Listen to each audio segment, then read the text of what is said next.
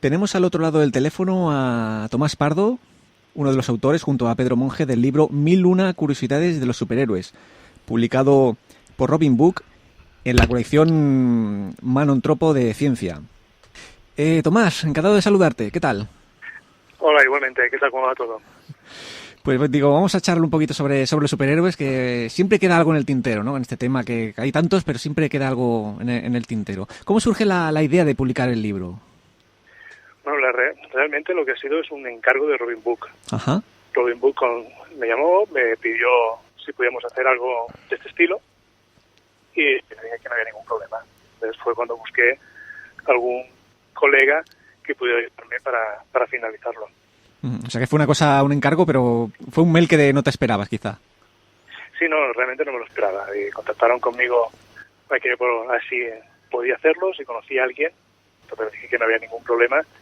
Todo fue muy rápido, realmente fue bastante rápido y enseguida nos pusimos de acuerdo y pusimos hilo a la aguja para ponernos con él. Te digo, fue a hablar con Pedro para ver si también tenía tiempo, si nos veíamos capacitados. Ajá. Pensar que tenía muy cerquita, tenía el Salón del Cómic, por tanto tampoco le podía dedicarle muchísimo tiempo, sino que si íbamos compenetrados sí que llegábamos a tiempo, que es lo que ha ocurrido. Porque tu trabajo está relacionado con el mundo del cómic, ¿verdad? ¿Cuál es tu puesto? Realmente soy un jefe de comunicación de Ficomic, que es la empresa que gestiona tanto el Salón del Cómic como el Salón del Manga de Barcelona. Entonces soy jefe de comunicación y aparte colaboro con otros medios, de Televisión de Tarrasa, con el programa Soma Aquí, un espacio dedicado al cómic y videojuegos, como con el diario La Razón, con cualquiera que pague. ¿Cuánto tiempo os ha llevado a recopilar toda de esta selección de superhéroes que habéis hecho entre Pedro y tú? Realmente no ha sido mucho tiempo. Realmente lo más difícil ha sido la selección. La selección es lo más duro porque realmente son casi... Mira, Superman ya tiene más de 75 años y tampoco es de los primeros personajes que aparecieron en el cómic. Por tanto, son muchísimos años de personajes apareciendo, un espacio limitado, porque eso sí que lo teníamos claro, que teníamos un número de páginas que no podía pasar de ellos, y teníamos que intentar seleccionarlos, que no fueran repetitivos, y hay muchos personajes que son muy similares, y hemos intentado que no coger este tipo de personajes, intentar dentro de lo posible, que siempre que acaba de tirar Monge y tanto Pedro como un servidor somos muy fan de Marvel y DC, pero intentar que no todos los personajes fueran Marvel y DC, sino que intentar hacer un poquito de selección tanto de cómic europeo como de otras editoriales americanas. Tengo aquí también... En realidad... Sí, perdona. No, en realidad han sido bien entre que lo cogimos, seleccionamos y todo, algo más de 5 meses. Me acompaña aquí el padre Ramón y me estaba levantando la mano que tiene alguna pregunta en el tintero. Buenas, ¿cómo estás, Tomás? Muy bien, ¿qué tal? Yo la verdad vengo aquí de invitado, me pasa Rafa un guión con personajes que salen en el libro y digo, es que no conozco ni a la mitad. El lector medio, no sé, ¿cuántos personajes no conocerá? O sea... La pregunta a lo mejor es un poco difícil. A ver, no nos engañemos. Los personajes conocidos, en comparación con los no conocidos, son muy pocos. Es una selección muy escasa. Por tanto, claro, tenemos a Superman, Batman, que es mundialmente conocido, tenemos a Capitán América, un Spider-Man, Daredevil, teniendo película y todo, tampoco es de los más famosos. Con solo los conocidos, que son realmente los que han tenido películas recientemente, tampoco ya es un libro. Claro. Entonces, lo que hemos intentado, sí que no sean personajes aquellos como podríamos decir, muy frikis, porque teníamos claro que iba dirigido a un público generalista, un público que le puede interesar de superhéroes, pero que no sea tampoco un gran conocedor. Y entonces lo que hemos hecho es estos personajes que realmente son conocidos, pero quizás dentro de como han tenido una trayectoria muy larga tanto en nuestro país como en la gran pantalla, quizás son un poquito más ajenos, un poco más outsiders de lo que serían, ya digo, los principales, que son Capitán América o el Batman que hemos comentado antes. Claro. Porque todos los personajes se han editado aquí cómics en España. Sí. De todos los que aparecen en el libro, vale. Esto es lo que hemos querido buscar, que fueran personajes conocidos. El lector habitual de cómic no va a tener ningún problema. Y el que no es lector habitual, al menos que se diera cuenta que no son los 4 que se ven siempre, Claro. los 4 que vemos en televisión o los 4 que son los superventas, ¿vale? Sino que se dan cuenta que el panorama es muy rico, que ya digo, son más de 75 años publicando solo superhéroes, comillas, lleva más tiempo. Por tanto, hay un catálogo inmenso que no, con un librito no lo hubiéramos llenado. Un poco la función del libro es también esto, dar a conocer y abrir la mente un poco a la gente para que vean que hay más cositas, puede ser un poco... Exacto, ya te digo, hemos visto, el ejemplo, volviendo al ejemplo de Batman, hemos visto que cada vez que sacan una película o una nueva remesa de un nuevo reset, siempre nos aparece un Joker, ¿vale? O en el caso de Spearman siempre vemos a un Duende Verde o un Doctor Octopus, pero estos personajes tienen centenares de enemigos con los que se enfrentan que no son conocidos si no eres lector de cómic, ¿vale? Porque realmente no suelen aparecer en grandes producciones. Entonces todo esto lo hemos querido enseñar en el libro, que te digo, es lector de cómic, sin duda. Hemos puesto personajes que son poco conocidos también dentro de incluso más lectores de cómic, pero que tienen una importancia dentro del género, ¿no? Pero yo entiendo perfectamente que la persona que no es lector habitual o que hace mucho tiempo que no lee cómics, les extraña algunos títulos, pero eso es nuestro propósito. Digo, queríamos abrir un poquito el campo y no dedicarnos, ya digo, a los 4 conocidos, porque entre nosotros son 4 los conocidos. Se ve la punta del iceberg, ¿no? Solo. Sí, exacto. Pero son conocidos gracias a la gran pantalla. DC Comics es una editorial con una trayectoria impresionante y todos conocemos Superman, Batman, algunos Wonder Woman y Green Arrow por la película o Green Lantern por lo mismo, Green Arrow por la serie de televisión que está actualmente. Pero hay un montón de personajes secundarios como persona Satana o puede ser Siniestro o algunos de estos que son menos conocidos para el gran público. Seguro que hay un personaje que tú dirás, te tiras de los pelos y dices, ¿por qué no han hecho una película de este personaje? ¿Verdad? Esto lo hay. Yo tengo clarísimo Caballero Luna, que por ejemplo no sale en el libro, porque una de las premisas que tenía era que tuviera vinculación con el cine, pero también con la ciencia. Y Caballero Luna no ha tenido con el cine o televisión, y no ha tenido presencia en otros medios aparte del papel. Pero Caballero Luna no deja de ser Batman vestido de blanco, o sea, tiene su lunacóptero, tiene su cueva, tiene su mayordomo, y es un personaje muy atractivo en el cómic. Es un personaje urbano que no ha aparecido nunca en la gran pantalla, pero es uno de los personajes que es que es raro que no haya aparecido Vigilante de ese cómic. Una especie de Punisher, de castigador de Marvel, pero en versión DC, que siempre dices, bueno, estos tipos de personajes son los más fáciles de llevar a la gran pantalla, porque no deja de ser los justiceros que en su momento decían en la gran pantalla de Charles Bronson o Clint Eastwood con Harry el Sucio, y no deja de ser una versión de superhéroe pero de este tipo de personaje, pero sí hay muchísimos más que no han aparecido, hemos visto muy poquitos. Tomás, según tu investigación, ¿cuándo nace el primer superhéroe? O sea, ¿cuándo se pasa del héroe más humano al superhéroe? Lo que entendemos por superhéroe es Superman. ¿Vale? Yo he empezado en el libro, empezamos hablando de otros personajes de cómic, que son los que dan el pie, como podría ser un Príncipe Valiente o un Dick Tracy, que no tiene nada de superheroico, pero que da pie que luego más adelante nos aparezca un Superman en 1938 que da pie a un nuevo género, ¿vale? Después de Superman inmediatamente tuvimos a Batman y de aquí ya fue el no parar de ninguna manera. Eso es un género que realmente lleva muchísimo tiempo en el candelero y que no tiene pinta de parar, y sobre todo ahora que tenemos los grandes ingresos que generan las adaptaciones al cine. No nos olvidemos de este punto.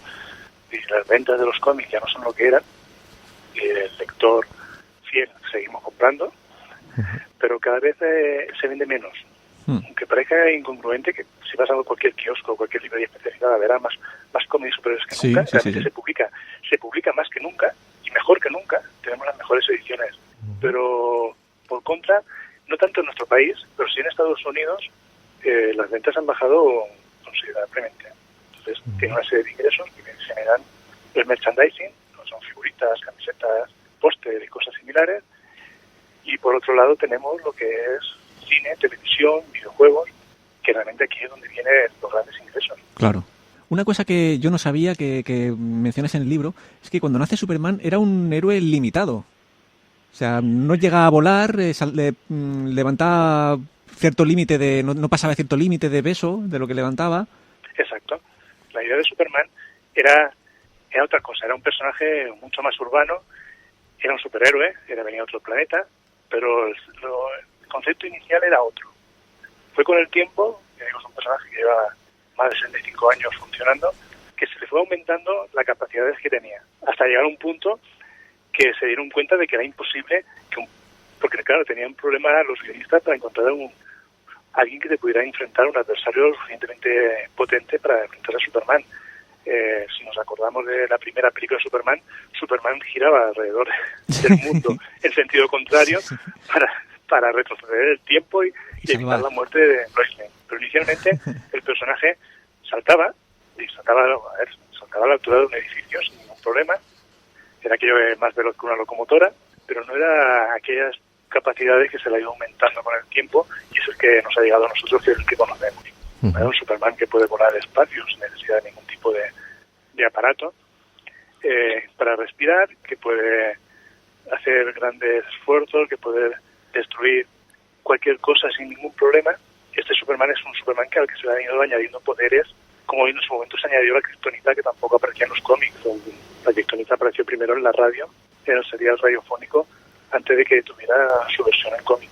Tomás, de estos personajes que aparecen en el libro, me imagino que un tanto por ciento muy alto serán de creación americana, ¿no? ¿De Estados Unidos? La mayoría son americanos, y es por el motivo que te explicaba, que tuviera relación con la ciencia y que tuviera relación con el cine.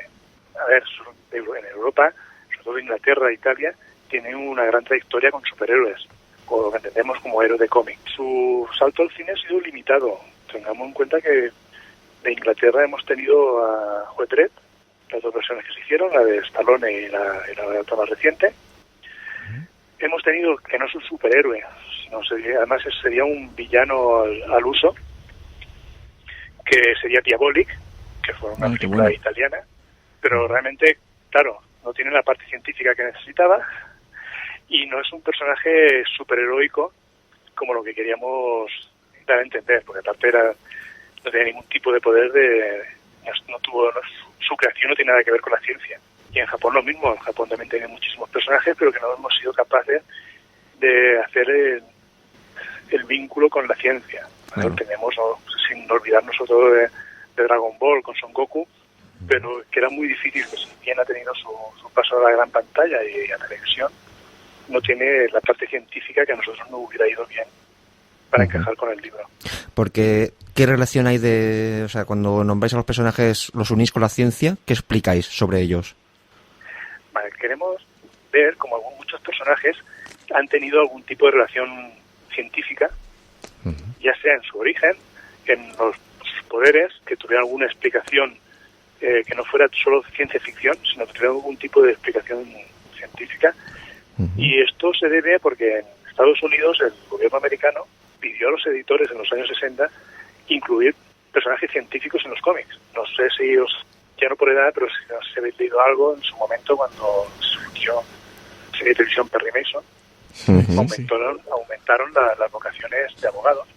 Cuando hemos tenido series de médicos tipo Hospital General o Urgencias, han aumentado las vocaciones del sector sanitario, lo mismo que en su momento con Lou Grant, con los periodistas. O con Karate Kid, ¿no? También. Sí, exacto. Sí, no deja de ser modas que aumentan, que van atrayendo a la gente. Entonces, lo que ocurrió, que el gobierno pidió a los cómics que tuvieran vocación científica, y era por un motivo muy concreto. Querían adelantar a la Unión Soviética en la carrera armamentística. Se daban cuenta que la Unión Soviética les pasaba por delante. Realmente ellos fueron los primeros en llegar un dispositivo al espacio antes que Estados Unidos. Y aparte, la población de la Unión Soviética sí que tenía esta vocación, que no existía en Estados Unidos. Y que de esta manera se intentó, siendo, sin olvidarnos de que es ficción, y en muchos casos ciencia ficción, pero sí que se intentó que tuvieran científicos que fueran atractivos para el gran público. Por eso tenemos a Peter Parker, que es un estudiante de ciencias, Tony Stark o Red Richards, que son científicos, Bruce Wayne, Hulk, es científico también. Hay una serie de personajes que son atractivos y es por este motivo. Porque querían que aumentaran las vocaciones científicas y funcionó. Realmente funcionó y a Estados Unidos le fue muy bien este tipo de publicidad. Vaya. Antes de entrar aquí aquí a la emisora, discutía con el padre Ramón ¿Lobo? ¿Qué sería? ¿Superhéroe? ¿Sería villano? ¿Dónde estaría este sujeto? El Lobo de ese cómic sería un antihéroe. Un antihéroe. ¿Vale? Sí, porque realmente no es un villano al uso, que no sería una especie de Lex Luthor o Doctor Octopus, sino es un ser amoral, eso sí, totalmente, no tiene Sí. ningún sentido de la moralidad, pero sería un antihéroe, lo que es atractivo también para un gran público. La gente buena, de buena fe, tipo Superman, realmente cansa, porque es muy limitado. Siempre verás que va a hacer el bien a costa de ellos mismos, simplemente porque hay que hacer el bien, no hay. En cambio, los antihéroes nunca sabes por dónde te va a salir, dentro de que tienen un control los cómics que no hay que entender que es para todas las edades. Sí, claro. O para un público a partir de adolescente, por tanto no pueden hacer ninguna barbaridad. Pero sí que es verdad que tienen otro tipo de atractivo tanto para el público como para el guionista. Digo, es el caso del Lobo, sería el caso del Punisher de Marvel. Tenemos muchos tipos de personajes así que digamos que es la parte canalla, la parte más gamberra, ¿no? Malo. Sí, el gamberro de la clase es siempre más atractivo que no el empollón de la clase. Pues el atractivo que tiene al público general de gente que no tiene ningún control. Llevado al cómic, quizá la vida del antihéroe o canalla es más corta, ¿no? Es más efímera, ¿no? No se puede alargar tanto en el tiempo como una persona que siempre hace el bien, ¿no? No sé, más complicado, ¿no? Es más complicado. Realmente el Lobo ha tenido muchos altibajos y tuvo su momento de gloria. Tenía apariciones en cualquier cómic, esa es una forma de ver la popularidad del personaje cuando ves que aparece de invitado en otras series, pero realmente ha bajado prácticamente hasta desaparecer. Con el Punisher también tuvo, en los años 80, 90, tuvo su momento álgido, que era un personaje que además tenía varias series al mismo tiempo en Estados Unidos, que se publicaban mensualmente. Tuvo su momento de decadencia simplemente por el abuso que se le dio, de que se abusaba del personaje demasiado sobreutilizado. Y ahora digamos que vive en un momento más tranquilo. Sí que se ha encontrado el punto, como digo, como hay otros personajes que le ocurre exactamente lo mismo, pero yo creo que va por modas. Es muy difícil que ese tipo de personajes aguante los 75 años de Superman o los 50 de Spider-Man ininterrumpidos. Hay que tener en cuenta esto. Spider-Man lleva 50 años, no son los 75 de Superman o Batman, pero son 50 años que no han dejado nunca de faltar al kiosco. Y no solo eso, sino que además han tenido varias series paralelas. Exacto, eso es lo fuerte. Y la sigue teniendo. Claro, es que el problema de estos tipos de personajes es que son limitados, sobre todo para el guionista. Si eres el malo de verdad o quieres hacerte el malo, al final te vas matando a los enemigos. Claro. Y la gracia de un Batman es que sabemos que cada 2x3 tendrá el Joker por ahí dando vueltas, o tendremos a un Spider-Man que tendrá el Duende Verde o los Octopus o cualquiera de sus villanos conocidos surgiendo otra vez. Nunca se nos ocurrirá que un Spider-Man vaya a matar a nadie. Además, el público no lo permitiría tampoco. Y Tomás, según tu opinión, ¿cuál ha sido hasta la fecha de hoy la mejor adaptación cinematográfica de un superhéroe? Yo quizás, de todo lo que he visto más fiel, y ya digo, es una película de los años 60, sería Diabolic. Diabolic, es la de Mario Bava, ¿no es? Exacto. La versión italiana, con todas sus limitaciones, se ajusta mucho a un personaje amoral como es Diabolic. Y no se intentó en ningún momento buscar la parte buena de historia. Hay otros personajes que han tenido buenas adaptaciones, como sería el último Juez Dredd, que recrea bien el personaje, pero no recrea bien el cómic. Y el cómic, aparte de violencia, es un cómic crítico contra la violencia, contra el gran hermano. Sí. Tiene un sentido de humor muy negro, pero tiene un sentido de humor dentro del cómic que la película en ningún momento se refleja. Es una película muy seria. El Juez Dredd, el cómic Juez Dredd se aguanta, que se ha también publicado muchísimos años en Inglaterra y de forma ininterrumpida, pero se aguanta por su humor negro. Tiene un cómic violento, simplemente por ser violento, llega un momento que cansa. La última trilogía de Graham Nolan de Batman, siendo una versión muy especial del director, sí, realmente un poco libre, no es fiel. Sí, pero no es fiel 100% al cómic, pero aún así refleja un poquito el espíritu, yo creo que bastante mejor que no las de Tim Burton. Por no hablar ya de Schumacher, que ya fue aquello horrible. Y el propósito, ¿no? Sí, aquello ya fue, ya, sí. Vamos. sea que ya se le fue un poquito de las manos del tema. Pero Harrow, la serie que estamos viendo ahora por televisión, es una buena adaptación, mucho mejor de lo que yo me imaginaba, pero no tiene nada que ver con el cómic. Es una gran serie de acción, te puede ayudar para conocer al personaje, pero realmente es una versión muy, muy, muy libre. ¿Vale? Digo, es muy difícil, son medios distintos, que a mí ya me parece muy bien, igual que cuando leemos un libro que nos ha parecido genial y vemos la película y pues no se parece. O falta tal capítulo, o se han saltado o han cambiado.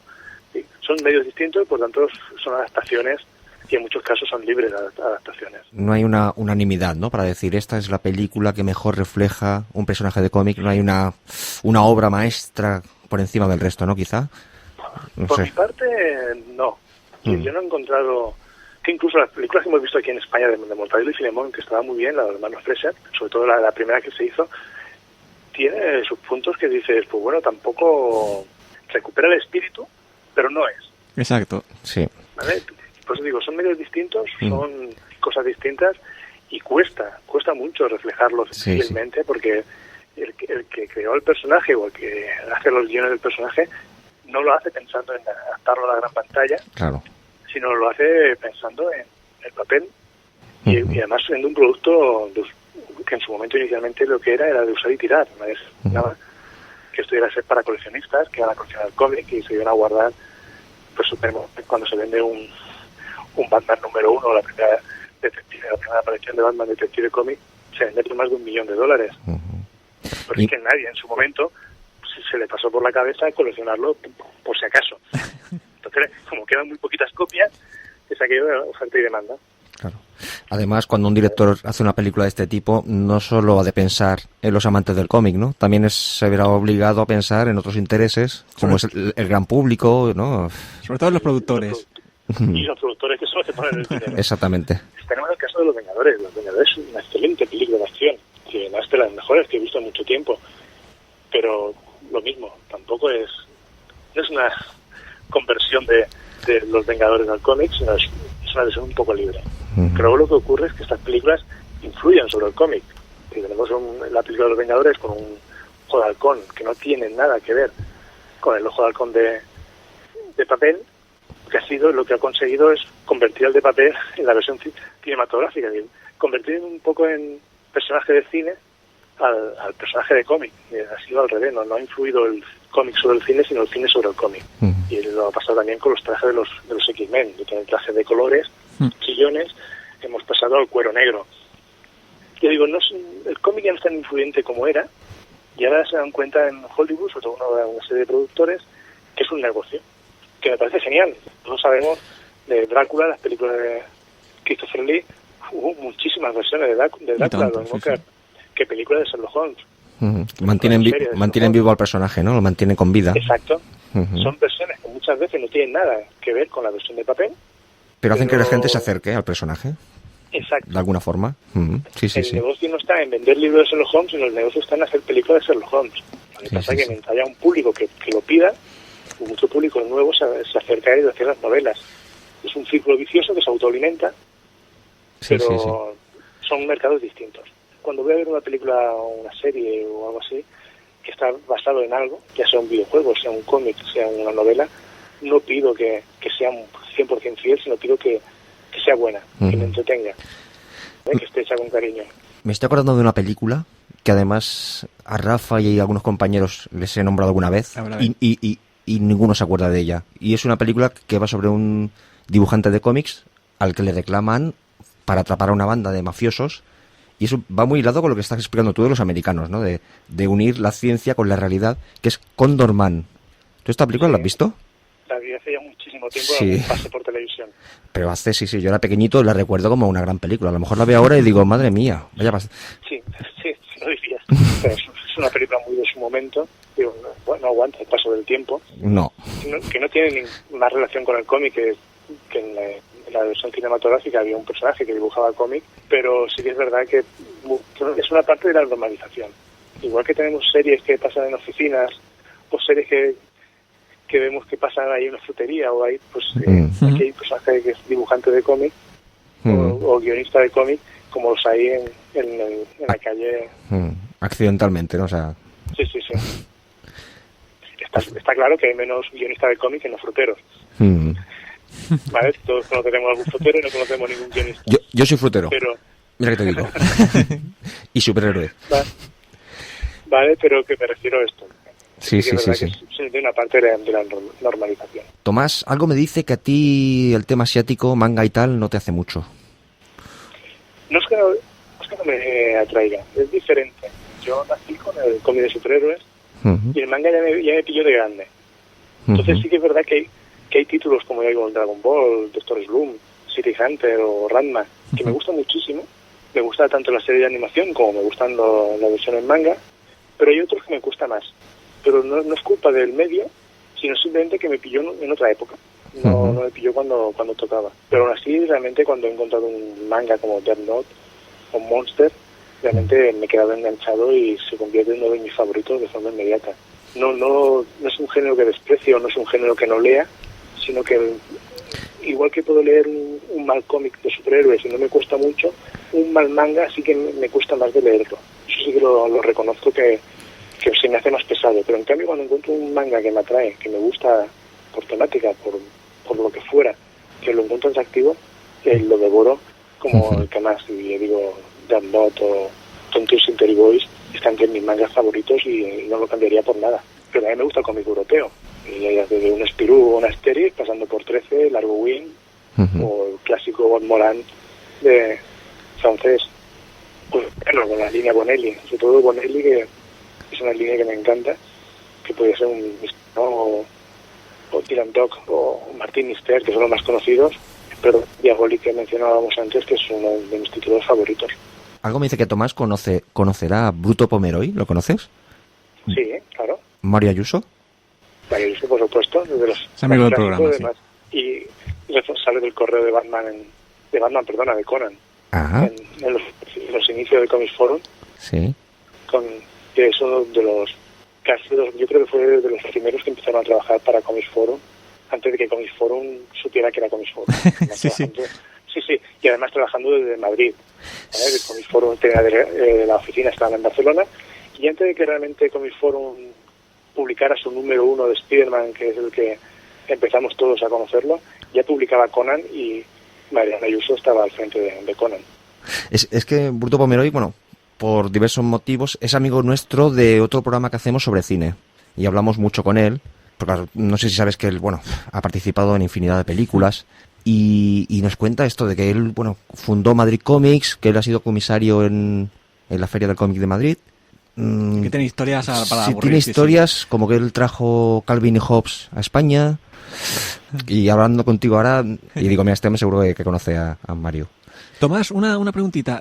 Hablando sobre el tema de los cómics, ¿qué joyas que tú consideres eso, pues que deberías recomendar a oyentes, ¿no? Que se quieren acercar al mundo del cómic? ¿Cuáles son para ti las joyas que dices, esto es imprescindible? Hay mucho de los gustos de cada uno. Te digo yo, como Diabolic me encanta, pero me gusta por la parte esta amor, que en su momento cuando lo leí por primera vez me parecía un personaje distinto. Estábamos acostumbrados a leer un Mortadelo, un Don Mickey o un Spider-Man, y Diabolic no tiene nada que ver con nada de lo que se había publicado, y yo creo que de lo que se ha publicado después tampoco. ¿Vale? Es un ladrón, es un asesino, no tiene ningún tipo de piedad con nadie, pero tiene la narración del cómic, tiene un enganche que muy poquitos cómics me lo han conseguido. Cualquier cosa de Alan Moore. Realmente Alan Moore es un autor en estado de gracia, y ya sea La cosa del pantano o La broma asesina, los caballeros, la Liga de los Caballeros Extraordinarios, son geniales, son muy atractivos para un público que esté un poquito cultivado. Como cómics más de, no sé, Camelot 3000. Brian Boland es uno de mis dibujantes favoritos, y Camelot 3000 yo creo que es de los cómics que más veces he leído. Spider-Man, actualmente Panini está haciendo recopilatorios de edición de material antiguo que va desde los orígenes de finales de los 60 a etapas de los 80. Yo creo que las etapas que ha publicado Panini en recopilatorio, tanto de la serie Peter Parker como de Amazing Spider-Man, sí, los dos volúmenes que hay son imprescindibles. Si te gusta Spider-Man, dices, mira, me gusta Spider-Man, no soy coleccionista, no lo quiero tener todo, pero me gustaría tener algo que sepa que está bien. Cualquiera de los volúmenes que esto está publicado en Omnigol Panini, vale la pena tenerlo en casa y conservarlo, porque realmente ocupa una trayectoria muy importante del personaje y aparte una etapa muy buena. A mí me gusta Spider-Man, pero reconozco que habéis tenido etapas que realmente son olvidables, totalmente olvidables. Y en cambio lo que está reeditando la Panini es imprescindible. Ajá. Pero también cómic actual, los tomos que se están sacando de Capitán América de Brubaker son pequeñas joyas. ETC está reeditando el Batman de Doug Mods y Terry Jones. Son cómics de los años 80, 90. Son geniales porque además tienen una parte muy importante que no necesitas conocer toda la trayectoria del personaje para poder enterarte. Son historias cortas, de 1, 2 capítulos, 3 capítulos como mucho, y te explico una historia completa y atractiva que vale la pena tenerla y conservarla. Y realmente, y es lo que te comentaba antes, estamos viviendo, sobre todo en España, un momento que se está publicando más que nunca y mejor que nunca. Tenemos cómics, lo podrán heredar nuestros nietos y estarán en perfecto estado, que se publica en tapadura, se publica con un papel más bueno del que habíamos conocido en los años 80, pero aparte se está haciendo una selección no se está publicando cualquier cosa, sino se está haciendo una selección del material clásico más importante, y cualquier vale la pena, pero aparte de eso, la etapa actual de los cómics no tiene nada que ver con la etapa que podemos haber leído de pequeño, tiene otro lenguaje, va traído para atraer un público actual, y no sé, cualquier cosa de los Vengadores, X-Men, Liga de la Justicia, Superman que parecía que se había explicado todo, vale la pena echarle un vistazo. Me imagino que sobre todo se han mejorado los guiones, ¿no? Porque el dibujo en sí, la ilustración, sí, ha sido buena, ¿no? Los últimos, no sé, yo desde que era pequeñito... Yo no creo que haya mejorado, ¿vale? Ha cambiado. Y estoy diciendo, los cómics de los años 80, los cómics del Spider-Man de Stan Lee, de finales de los 60, y la creación son geniales, y te cogías 20 páginas del personaje y en 20 páginas Stan Lee, Steve Ditko eran capaces de narrarte el origen de un nuevo personaje, desarrollar una trama y quedarte enganchado y en 20 páginas solucionarte el tema. Sí, cuando ahora hay guionistas que necesitan quizás 6 números para hacer lo mismo. No es que hayan mejorado los guiones, no han mejorado tampoco los dibujos, han cambiado el estilo del dibujo. Yo digo, el Camelo 3000 de los años 80 de Brian Boland, o la broma asesina de Brian Boland, no lo va a superar ningún dibujante actual, pero sí que han cambiado los gustos. El Steve Ditko que comentaba que era genial, o Jack Kirby, al público actual, el público adolescente actual, quizá no les gustaría. Bueno, quizá no, seguro que no les gustaría. Y siempre me podrá encontrar el chaval que le encantará, pero el público mayoritario, el público que realmente es importante a la hora de contar el dinero por parte de los editores, busca otro tipo de dibujo, que es el que estamos viendo actualmente, yo digo, en un X-Men, en un Spirit, que no tiene nada que ver con el que podría haber hecho Romita Junior en su tiempo, o Romita Padre. Es otro tipo de público y es otro tipo de guionista y otro tipo de dibujante, no tiene nada que ver. Pero sigue siendo atractivo. Es decir, que un personaje como Spider-Man pueda celebrar sus 50 años es por algo. Vaya. Porque ahora, ¿qué tipo de cómic es el que triunfa por encima de los demás? Que no ha cambiado en esta parte, no ha cambiado en nada. Sigue funcionando muy bien un Spider-Man Superman, pero un Superman Batman. Sigue funcionando muy bien un Spider-Man X-Men. En nuestro país sigue funcionando los superhéroes, es lo que más vende. Ajá. El manga tiene una importancia muy grande, que había gente que pensaba que es una moda, que son 4 días. No, el manga lleva ya muchos años. Y aquí déjame que te comente una cosa. Yo recuerdo cuando se hizo el primer salón manga, que yo he de reconocer que dije, esto durará 4 días. Fui uno de los primeros que dije, esto durará 4 días. Pues, para tu consuelo, no fuiste el primero ni el último. Y sí, mucha gente pensó que era una moda. Como otras modas hemos tenido, y tampoco era no era tan descabellado con los datos que teníamos sobre la mano, que pudimos pensar que era una moda, y no es una moda. Es un género más, que vende mucho más que, por ejemplo, el cómic español o el cómic europeo, y está aquí para quedarse. Ya digo, no, quizás cambiarán los gustos. Es verdad que el boom Dragon Ball no se ha repetido, no se ha encontrado un producto similar. Tenemos un One Piece o tenemos un Naruto que siempre va intentando ser el sustituto de, con grandes ventas tanto en cómic como en anime o cualquier merchandising que genere, pero no acaba de conseguirse un sustituto de Dragon Ball. Pero no es problema, eso no es un problema. Tampoco hemos tenido un sustituto en ventas de un Capitán Trueno aquí en España, que tuvimos el Capitán Trueno de los años 60, que no se ha vuelto a repetir ese éxito. Incluso cuando se ha intentado hacer nuevas aventuras de Capitán Trueno tampoco han funcionado, pero no debe obsesionarnos este tipo de cosas. Y el cómic español con un Mortadelo o con la Esther, que nadie se imaginaba que Esther podía volver a funcionar, eso es verdad, funciona y tiene ventas. Por tanto, es un género que sigue funcionando. Yo digo, no tiene las ventas que tenía en los años 60, no vamos a volver a tener tiradas de 200.000 ejemplares o 300.000 ejemplares de un cómic, pero sigue teniendo su público, y no solo un público que se esté acordando de cuando era pequeño y quiera volver a recuperar aquellas sensaciones, sino tiene un público nuevo, tiene un público antiguo que se sigue manteniendo, y ahí está. No, ni los videojuegos, ni la televisión, ni ninguna otra cosa en Internet parece que de momento lo vaya a hacer desaparecer.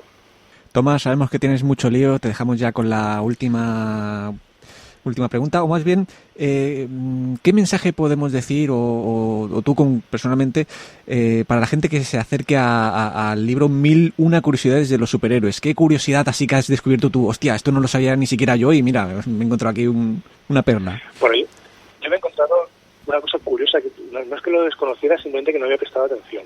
Es con Dick Tracy. En las primeras páginas del libro, pero Dick Tracy, porque realmente es el primero, ¿no? El primero, el que abre el libro es el Exacto. Porque son personas que aparecen muchísimo antes que el género superheroico. No es un superhéroe, ¿vale? Es un agente del gobierno, pero sí que me llamó muchísimo la atención que en los años 40 el personaje ya tenía un reloj que era radiotransmisor, ¿vale? Que a través de él se podía contactar con sus jefes, con las oficinas. Ese mismo reloj se lanzó unos años tarde en un programa de televisión que hacía videoconferencia. Lo que cualquier móvil de ahora, o incluso cualquier reloj avanzado lo puede hacer. Tenemos relojes que puedes consultar el mail, te mira la temperatura, te mira las pulsaciones. Ahora está de moda esto, pero, claro, pero en aquella época no había ningún tipo de referencia que nos pudiera llevar, y no en aquella época, en los años 80, nadie se podía imaginar que tendríamos unos móviles como los actuales, ¿vale? Con la capacidad que tienen y la potencia que tiene y las aplicaciones que realizan. Pues tú imagínate en los años 40, cuando apareció el primer reloj, o los 60, cuando se modificó, no tenían ningún punto de aquello de visión de futuro, porque era imposible, nadie se imaginaba ya no los relojes de cuarzo, digo, ya no tener un reloj con capacidad de videotransmisor, sino simplemente un reloj de cuarzo. Y Dick Tracy lo tenía, es un avanzado de su época, que digo, me sorprendió muchísimo la capacidad de sus guionistas de conseguir este tipo de personaje. Pero hay muchos más, Tanto tenemos personajes que tienen relación con la magia, como Shazam, que aquello escarbando encuentras que las palabras mágicas también hace mucho tiempo que se vienen estudiando.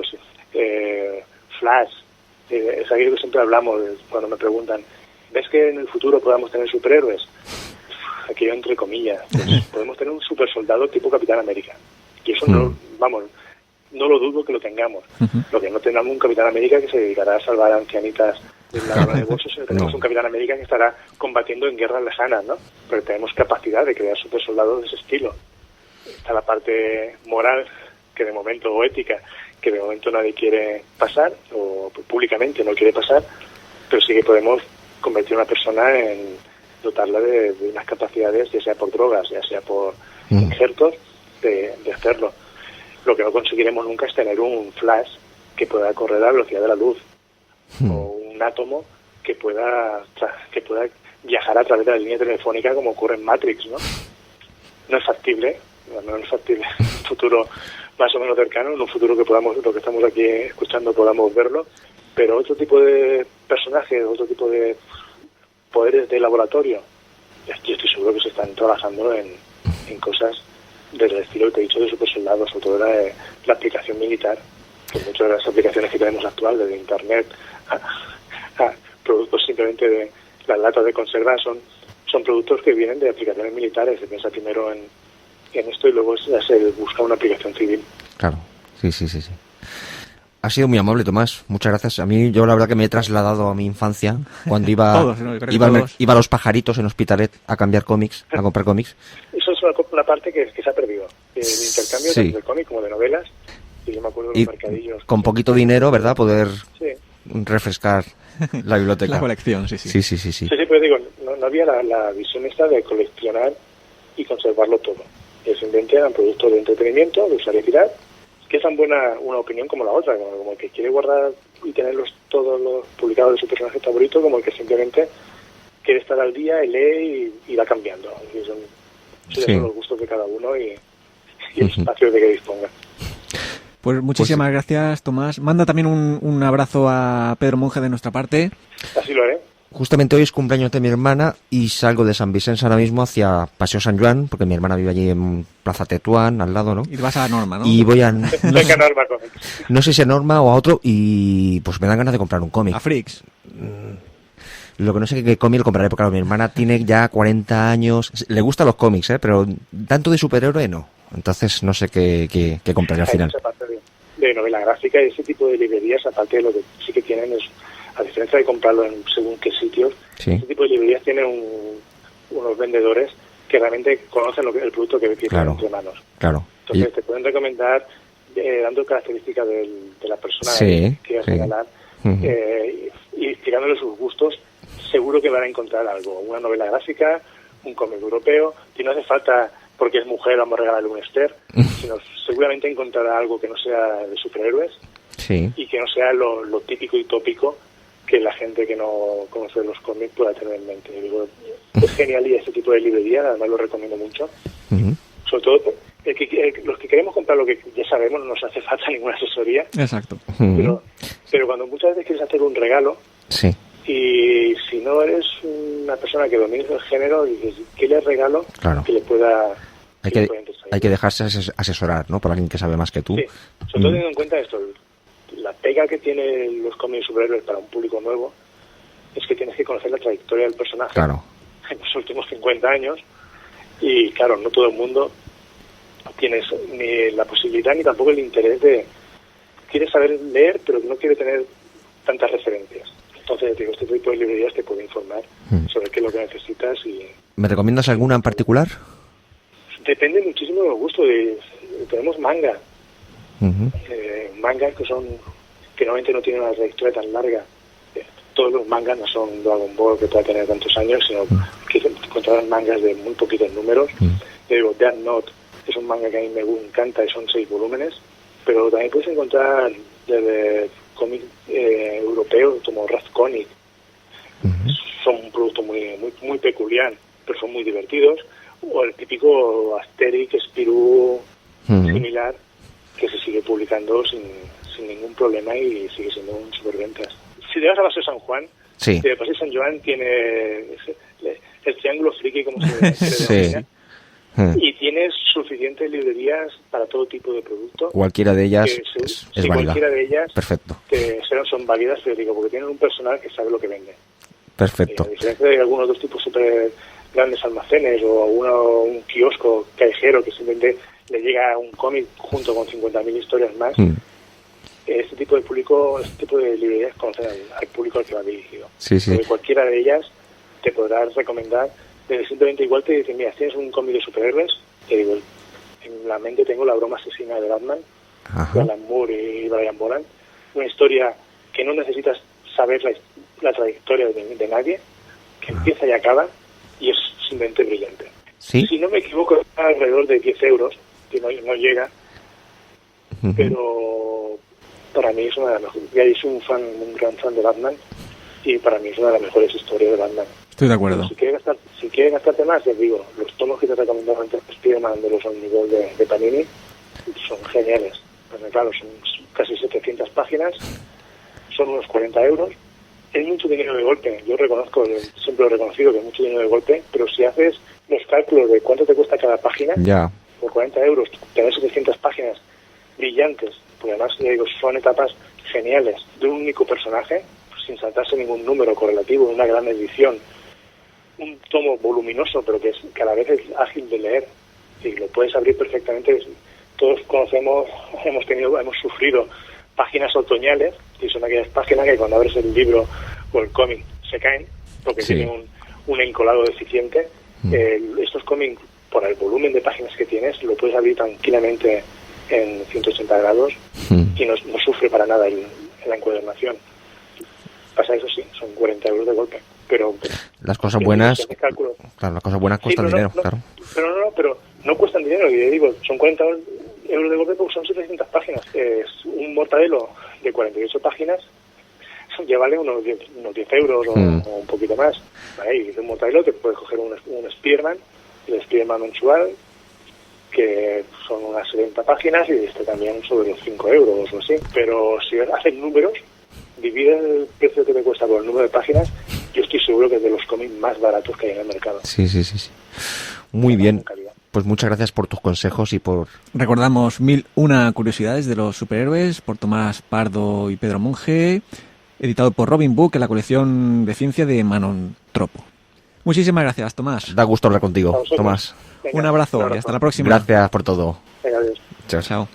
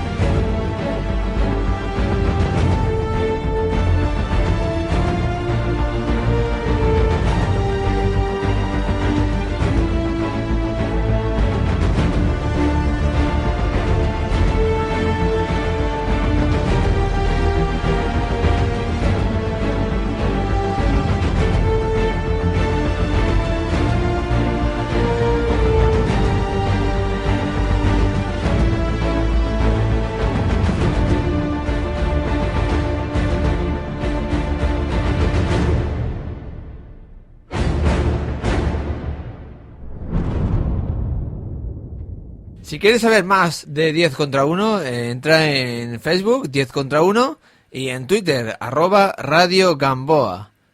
Esto es 10 contra 1.